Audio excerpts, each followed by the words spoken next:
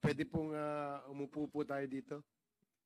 Ito pong mga opisyal na pinatawag ng komite ay opisyal po ito ng Mexico, Pampanga, kung saan ay doon po nakita itong 560 kilos of shabu in a warehouse owned by a corporation by the name of Empire 999 na napatunayan ng ating komite na ito ay pagmamay-ari ng mga Chinese nationals, hindi po sila mga Pilipino.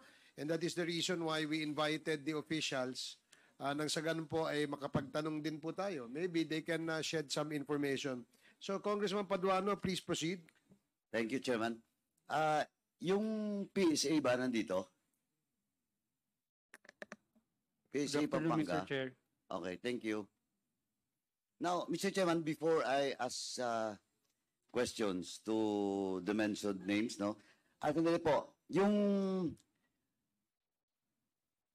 assessors ng office ng Mexico Pampanga, nandito ba? Wala. Yung former vice mayor na lang po. Please take a seat. Thank you.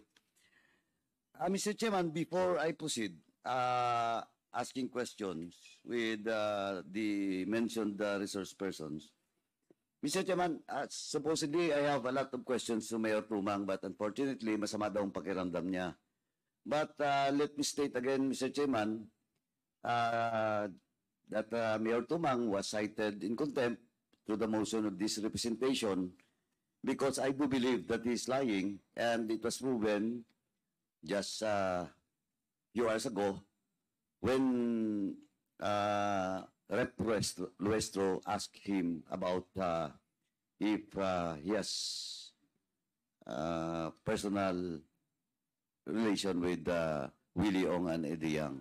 Now, Mr. Chairman, just to, anyway, wala siya dito, but pwede na itong ma-confirm at masagot siguro ng AMLA. Mr. Chairman, I have initially at least 28 bank transactions in my possession. Now, but of course, may pending case na, with regards to the drugs, particularly yung Willie Ong. Now, to the AMLA, you can answer without, I would just like to confirm to you. I have with me a bank transaction from Willie Ong. You can mention the amount or not, okay lang. And from Willie Ong and Michelle Santosi to the company in the name of Morning Sun Industry, and the address of Morning Sun is at San Antonio, Mexico, Pampanga. Do you confirm that there is such transaction? Mr. Chair, without necessarily providing the details, we can at least confirm that the entities and personalities you've mentioned have transactions, Mr. Chair. Thank you, Mr. Chairman. Now, Mr. Chairman, so AMLA confirmed. Now, without stating the detailed transaction, particularly the amount. Now, since wala dito yung sa assessors, mat-check ko lang po, Vice Mayor, former Vice Mayor, now SP Secretary ata. Sir, do you confirm, and sa kay Barangay Captain Kanda, do you confirm, former Vice, do you confirm that the Morning Sun Industry is situated or the address is San Antonio, Mexico, Pampanga? Tama po. Okay, and that address in San Antonio, Pampanga, in which Morning Sun is located, is the residence of Mayor Tumang? Besides the residence of the... Besides the residence. But do you confirm na yung Morning Sun Industry is owned by former Mayor Tumang? Opo. Vice, no. Barangay Captain Kanda, do you confirm that Morning Sun? Yes po, Your Honor. Now, let me ask the brother, Alex Tumang. Sir, Alex, Remember, you're under oath. Please, at alam mo na, pinagdaanan na po natin ito, yung mga queries. Tinabi lang to, dahil sabi ko nga, this was forwarded na, as part of my resolution was forwarded to this committee. Now, question, do you confirm that Morning Sun Industry is owned by Mayor Tumang, your brother? Naririnig ko lang po pero hindi biira lang po kaming magkita ng brother ko kasi kanya-kanya po Hindi po, ang kami. tanong ko lang po, hindi kita tinatanong kung bihira o lagi kayo nagkikita. Baka mamaya, Alex Tumang, pakita ko sa iyo na lagi kayo nagkasama lately. Lately lang po dahil dun sa kampanya. O, kita mo? Parang pareho rin kayo magkapatid eh. Kung hindi kayo tatanungin, hindi nyo aminin. Now, again, once again, do you confirm, yes or no lang po, that Morning Sun Industry is owned by your brother? Mr. Chair, yung regarding po doon sa kumpanya niya, wala po akong masyadong knowledge doon. So, hindi mo alam. Baka magkamali ko po kung sabihin ko pong alam ko ay yung detail niyan, hindi ko po alam. Hindi ko tinatanong yung detalye. Ownership lang po. Mr. Chair, Yes. Mr. Chair, ano po yung And tanong ko nga kung yung Morning Sun Industry is owned by your brother. ang pagkaalam ko po Ang pag-alam mo ano? sa kanya po before? Bakit may before? Kasi po nababanggit po doon sa ano po last hearing po. Kita mo? Pangalan po doon sa Mr. Alex Tumang, I just want to warn you. Kanina sabi mo hindi mo alam, hindi mo ma-confirm. Ngayon alam mo pati yung pati yung paglilipat. Mr. Chair, can I explain po? Yes. Kasi narinig ko lang po dito sa hearing po kaya ako nalaman na nailipat po doon sa kanyang anak. Narinig mo sa hearing na to. Opo. So you're not close to your brother? Hindi mo alam? Malaking kumpanya? And the office is situated? Masyado po akong busy doon sa aking kumpanya, Mr. Chair, kaya wala po kami. And what is your company? For the record. AC Tumang Construction po. Okay. Sige. Mamaya. Now, once again, Mr. Chair, I'd just like to put on record that the AMLA confirmed that indeed there's a bank transaction between Willie Ong and Morning Sun, which is owned by Mayor Tumang. Now, nandito ba yung yung SEC? SEC? SEC? Wala. Mr. Chairman, can we ask the COMSEC? Yung lagi naman suki na natin yung Mexico Pampanga, yung Pampanga na SEC, di ba? Kindly check na lang po if Morning Sun just before the hearing suspend, para na po it will be put on record that the SEC from Pampanga confirms that this Morning Sun Industry is owned by Mayor Tumang. Thank you po. Now let me proceed. Mr. Chairman, let me proceed with, nahin ko na po si Alex Tumang. Again, Mr. Alex Tumang, you're under oath. Pinaunahan na po kita. Ang kapatid mo po kanina, pinaunahan ko rin. Hindi kami nagkulang dito. We warn you that you're under oath at alam na po namin kung magsisinungaling kayo hindi because we have all the data and facts. Now, well, in fact, continuation lang to ng hearing natin with the dangerous drugs. Now, yung lupa na may-ari is Willie Ong, yung Empire 999, kung saan nakuha yung worth 3.6 billion na Shabu. Tama po ba na ikaw nagbenta nun? Mr. Chair, yung sinasabi nila pong Mr. Chair, pwede niyo po akong pagbigyan para ma-explain ko po yung nangyaring development po doon. Kasi dalawa po may-ari before nung lupa. Mr. Chair, can I? With documents po. with documents. I will Hindi, explain by tanong muna kita. Okay, sige. I will rephrase my question. Did you have a transaction with Willie Ong? Wala po, Mr. Chair. Ang kapatid ko po ang nakipagtransaksyon. Siya po ang tinawagan ako noon. Nandun po ako sa aking trabaho doon sa Iloilo. Ngayon, tinatanong po yung lupa kung ibebenta ko.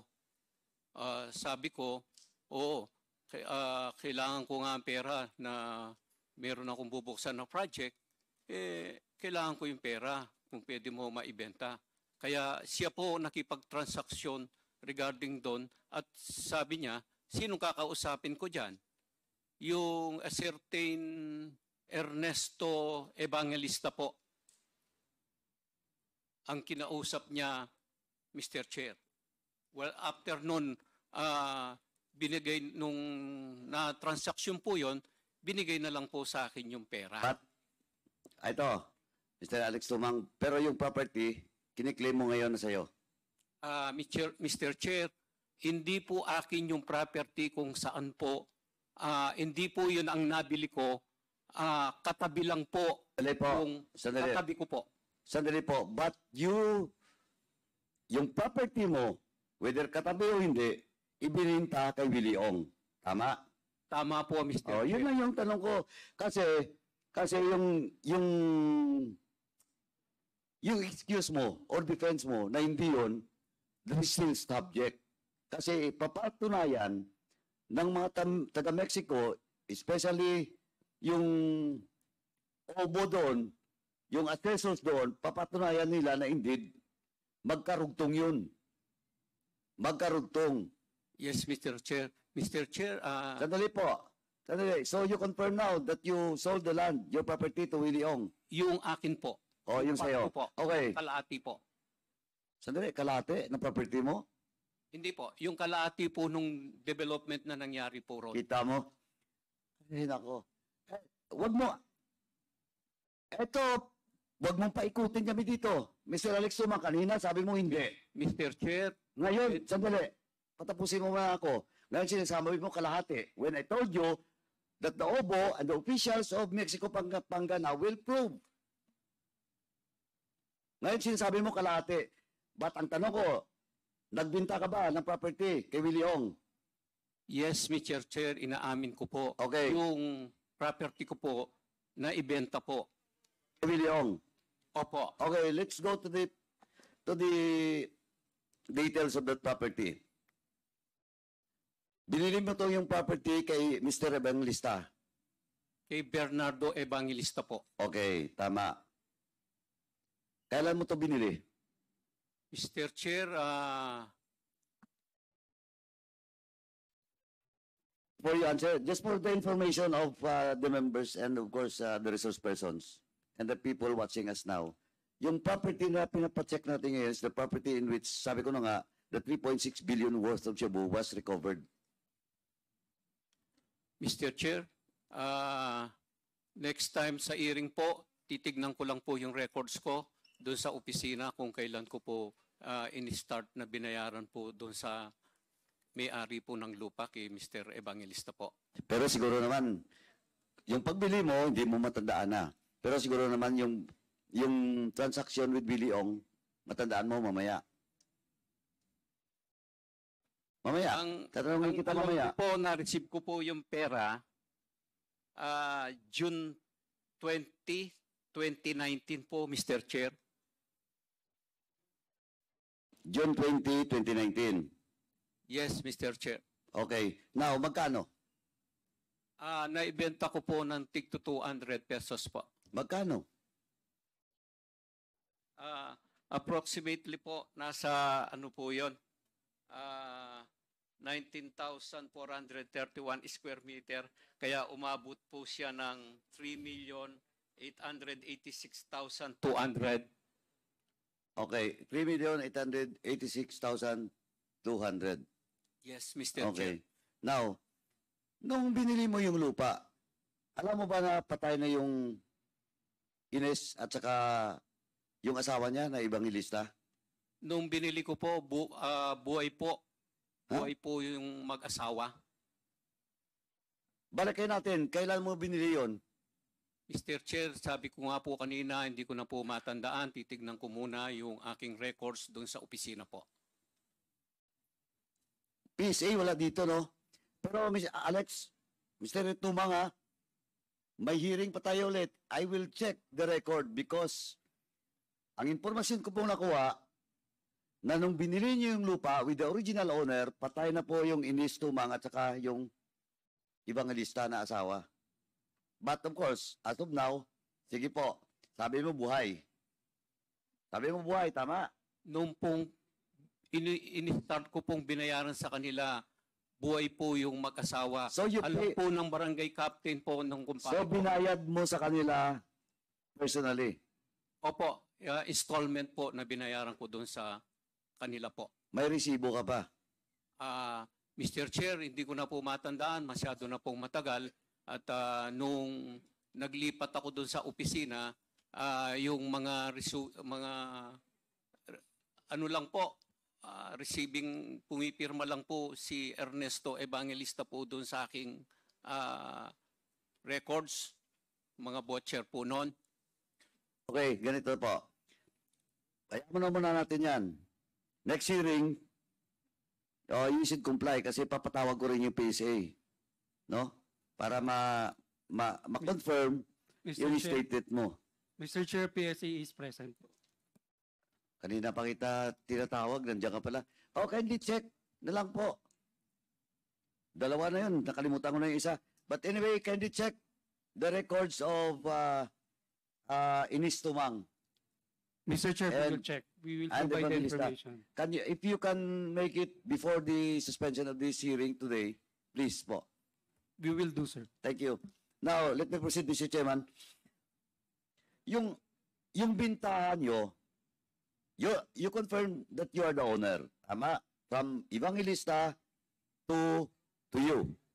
Mr. Chair, kaya po umingi ako po ng oras para ma-explain ko, para ma-enlighten po itong Quadcom Committee. Hindi, tinatanong lang po. kita. Yes or no lang naman. From Evangelista, nilipat sa iyo. Tama? Binili mo.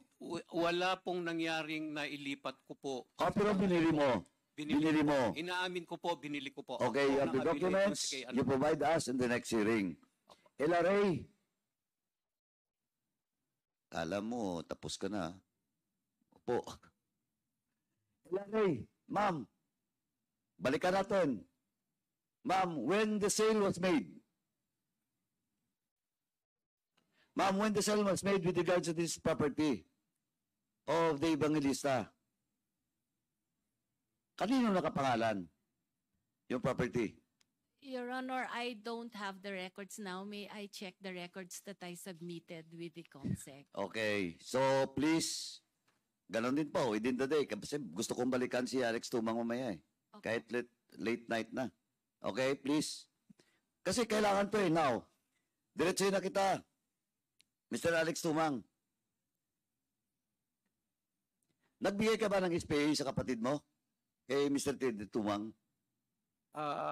Yung SPA po, wala po. Dahil hindi po nakapangalan sa akin yung lupa. So, sino ang nagbigay ng SPA? Ang ginawa ko po noon, dahil nandun ako sa Iloilo, busy ako doon sa mga project ko, sabi ko, tawagan ko si Ernesto Evangelista para kausapin ka. Kaya yun po ang naging advice ko po. Pinuntaan po ni Erning. Bakit si Oh. Ernesto, the Evangelista? Because the name of Ernesto Evangelista does not appear in the title. Siya po yung anak na nakikialam doon sa property po. Buhay pa ba siya? Patay na po si Ernesto po. O, yun yung problema. Kasi nagtuturo ka ng tao na patay. Yung yung mga ibang lista, patay na. Yung Inistumang, patay na rin, di ba? Buhay pa. Wala na po. O. Ayun yung problema, Mr. Chairman. Ito yung best excuse. Lahat ng mga tinuturo, patay. But in the transaction, in the deed of sale between Tumang, your brother, and Willie Ong, Naka-attach ba doon yung authority from Ernesto Evangelista? Wala na po akong knowledge noon after nung pinapunta ko po si You own the property, Internet then you po. don't have the documents and the knowledge about it? Kumpiyansa naman po ako doon sa aking kapatid dahil Akala ko hindi kayo close.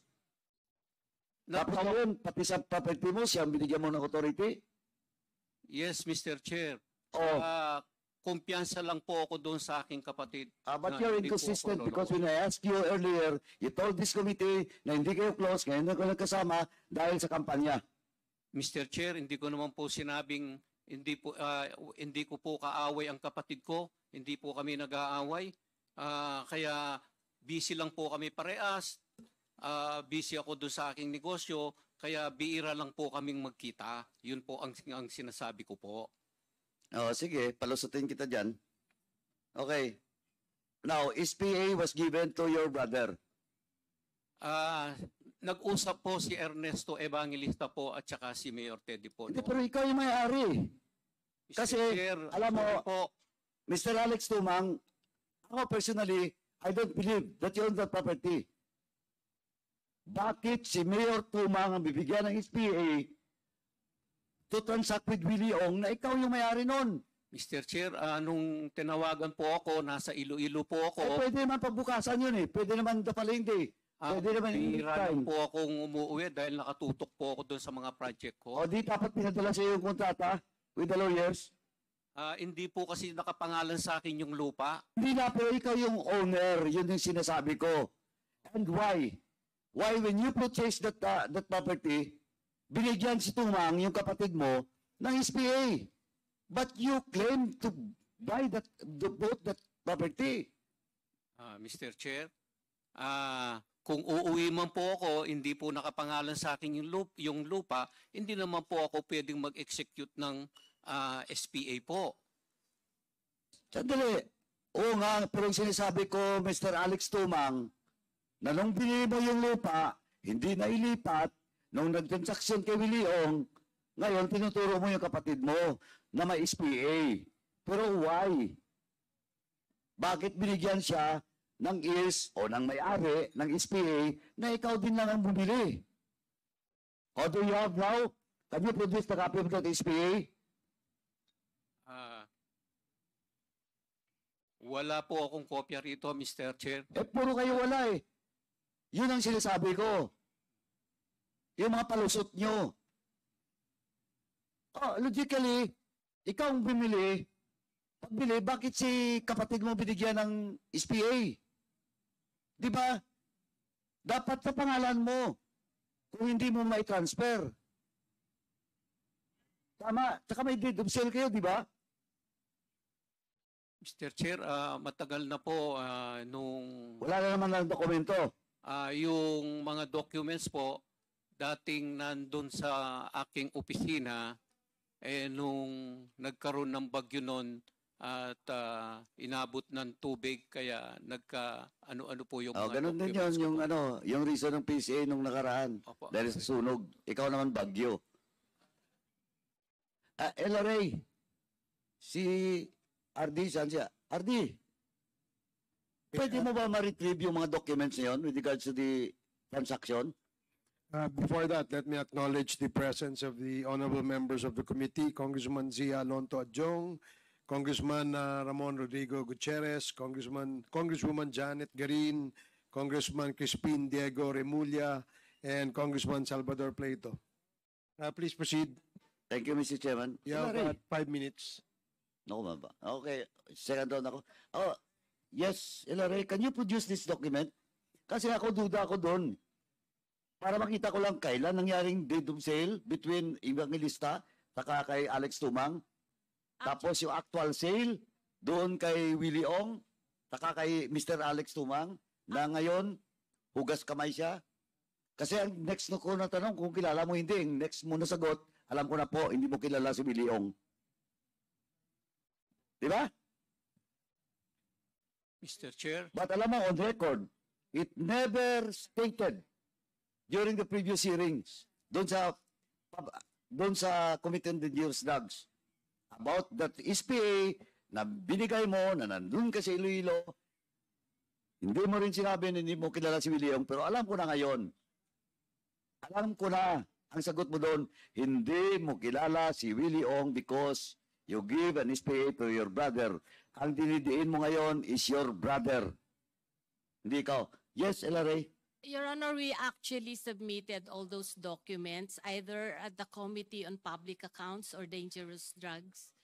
Definitely not in the public accounts, but in the dangerous drugs Yes, siguro. we're actually retrieving the files Please now. po, dalawang ano yun yung sale between Alex Tumang and the Evangelista, and the Yes, sale between Alex Tumang with the SPA from Teddy Tumang and Willie Ong. Yes, Your Honor, Please. we'll retrieve. Oh, Mr. Alex Tumang, wala na eh.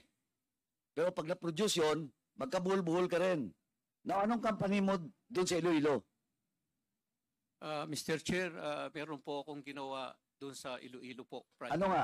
Anong project? Mga K-12 project po ni When was that? Mayor. Mr. Chair, Again, hindi mo na matandaan? opo. Oh, when was that? Mr. Chair, Kasi papacheck kita. Papacheck kita sa DPWH at saka sa DepEd. Kung at that time, at that month or year, mayroon ka project doon. Mr. Chair, under po kay Mayor Jed. Jed, Opo, LGU po. hindi nga, kailan nga? Mr. Chair, sa tagal po, hindi ko na po matandaan. Pero matatandaan ni Mayor Jed. Matandaan niya. Possibly po. Possibly, pero ikaw talaga, hindi na. Wala na talaga. Hindi mo na matandaan. Sorry po, Mr. Chair, sa dami na po ng O anong company yung ginamit mo doon? AC Tumang Construction po. Easy Tumang. Yes, Mr. Chair. Mr. Chairman, can we direct the COMSEC to...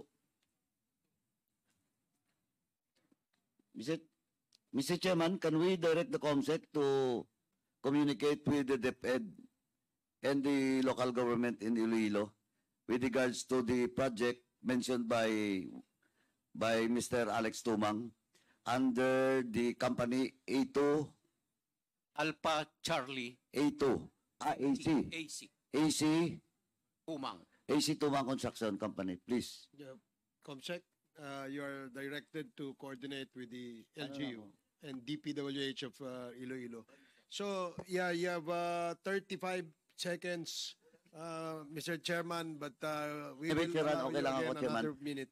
Anyway, Mr. Chairman, tingnan ko na lang, baka pwede akong mag-second round mamaya because I have not yet asked questions to former Vice Mayor, to the Vice Mayor now, si Vice Mayor Giron, tapos yung isa pang kapitan na contractor din na allegedly siya yung nagpatayo ng building doon sa kay Willie Ong and Mayor Tumang, no? Tatanungin ko pa sana si Mayor Tumang, but of course, because of medical condition, di siya pwede. And, Mr. Chairman, just a short manifestation since I have still 35 seconds, Mayor, minutes. 32 na lang, 32 seconds. 30 seconds. Mr. Chairman, once again, Mr. Chairman, I reserve my right for second round just in case. Kina Mr. Alex Tumang and the rest of the resource person from Mexico, Pampanga. And Mr. Chairman, just to put on record that in this hearing, Mr. Chairman, it was established. Kaya nga napakontempt si Mr. Teddy Tumang, the former mayor of Mexico, Pampanga, because he is lying, and he is directly connected with Willie Ong and Empire 999. And when in fact, it was confirmed by AMLAC that there is a bank transaction between Willie Ong and Alex Tumang o Teddy Tumang through